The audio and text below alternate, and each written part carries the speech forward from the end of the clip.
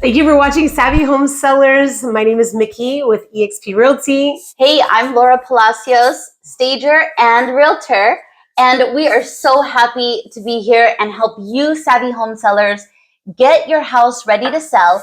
We want to help you make good decisions, and you're going to get a higher return on the house that you're listing. So we're going to get right into it. Today, we're talking about how long does it take to stage my home to sell? It's kind of a complicated question, but we're going to try to simplify this for you, okay? Mickey, I have a question. Talk to me. How soon do you have the inspector come in when you're listing a home to sell? Like, what's the process there? What comes first? Do you list the house first? Do you have the house inspected? Like, my inspection doesn't come until my buyer's in escrow. Okay. I don't do pre-inspections unless my seller is telling me I have this problem and what about this and I'm worried about this and that. Hey, I'm going to suggest what's considered a pre-inspection for my seller. Otherwise, the seller looks at it as an extra added expense. Okay. All right. So, I guess there's a few things you want to ask yourself when you're getting your home ready to sell. Does the house need remodeling? Does it need some upgrades? Does it need some updates? What would those kinds of things be? Do you have to paint the house? Is the paint chipping and it looks a little bit old and run down and it needs to be revived? Does all the flooring look good, right? Are there big stains on the carpets? Are there big watermarks on the floors? So that would be the first thing. If there are any kind of updates or any kind of renovation type things to do, then you want to bring your stager in early. You want to bring your stager in with the contractor, and then we can work out, the whole plan together. We can say, okay, let's look at the whole scope of the project. This is what we would love to do. This is our wish list. This is realistically what we have the budget for.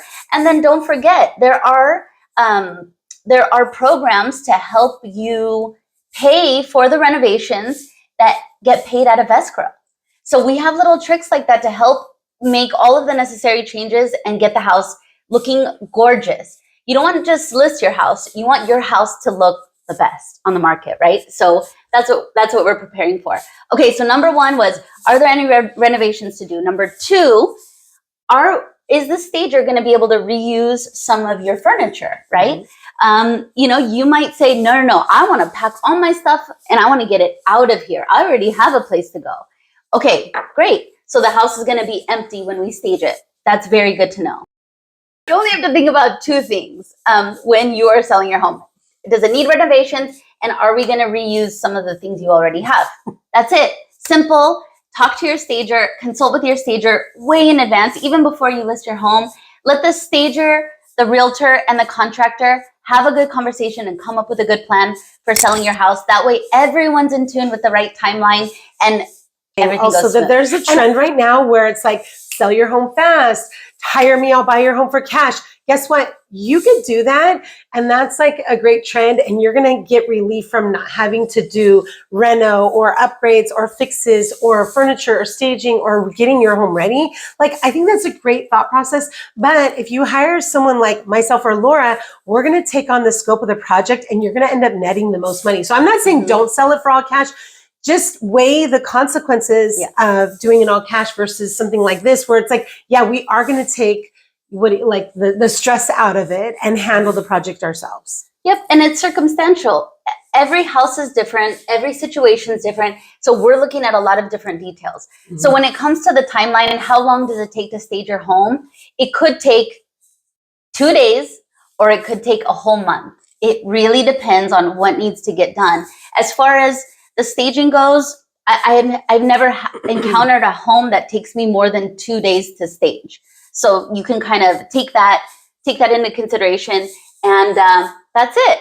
Hope that helped. And if you have more questions, if you need advice, you need a consultation to just talk about it and see what you need to do, call us. We're here to help. I think that's really good advice, and I know you're wrapping it up, but I think we got a caller that just called in and has a question. Okay, good. So if what's the difference between if I'm going to use my furniture or it's completely vacant? Thank you for asking that, caller.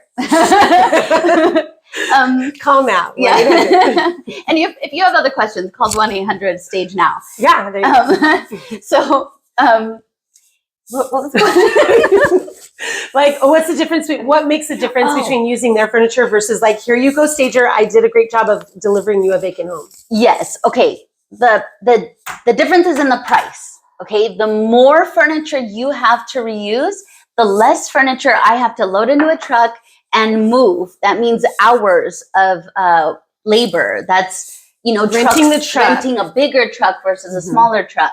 Even on the other hand, if it's a vacant home, depending on the style of the home, let's say it's just something very contemporary, very unique, and it needs some special pieces and some special love, that could take longer to shop for.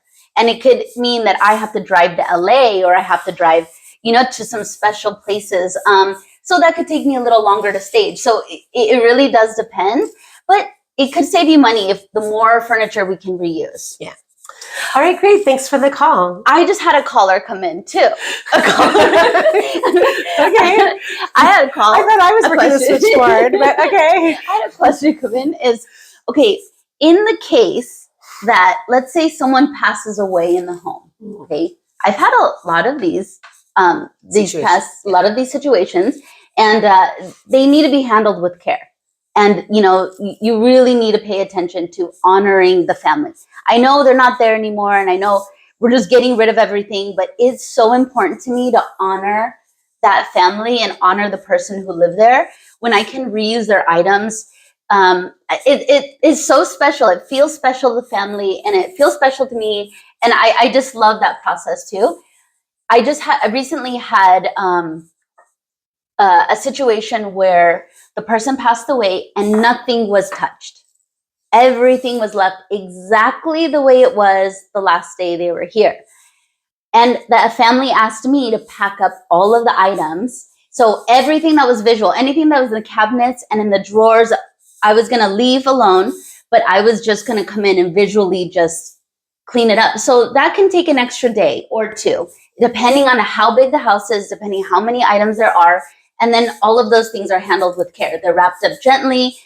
All the boxes are labeled, and then we can put the boxes aside for the family. So that's an additional service that I do. I'm not sure what other stagers do, but it's special to me to be able to help. So I think that's it for our callers. I don't see any more coming in on our switchboard. So that was a great topic. Okay, yeah, that was. Absolutely. If you have any other questions, you can definitely comment down below, and we'll gladly address those on our next video or on a future video.